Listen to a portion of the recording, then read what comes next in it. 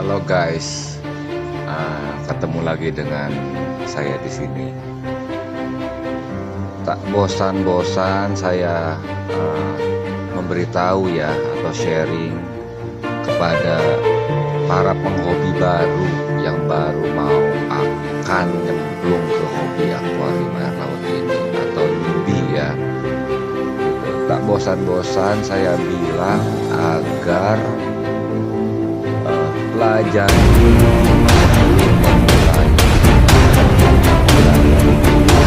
apa saja yang harus disiapkan, budgetnya seperti apa, alatnya seperti apa, pengetahuannya seperti apa, harus dipersiapkan dulu dari awal. Karena ini hobi ini akuarium ini berbeda dengan akuarium air tawar atau hobi pada umumnya. Ya, tahun ini membutuhkan banyak kesabaran, dan membutuhkan banyak uang juga. Kalau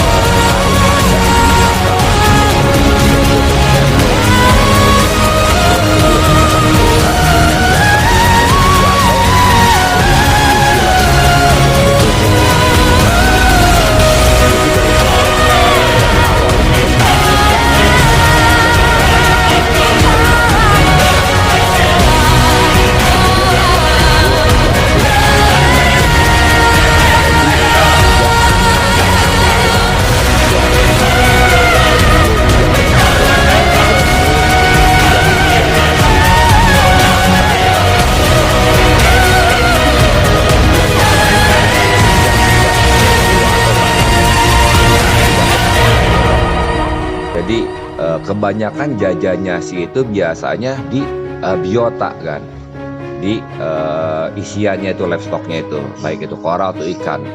Nah, jika sistemnya tidak memenuhi syarat, gitu kan, untuk layak hidup mereka itu, akan sama aja membunuh mereka.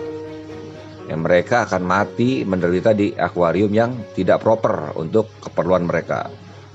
Dan itu akan membuang budget Anda, akan membuang uang Anda tanpa Anda sadar. Setiap belanja kemudian seminggu dua minggu, sehari dua hari, ikan atau kora mati, itu akan tidak terasa kan pengeluaran agan.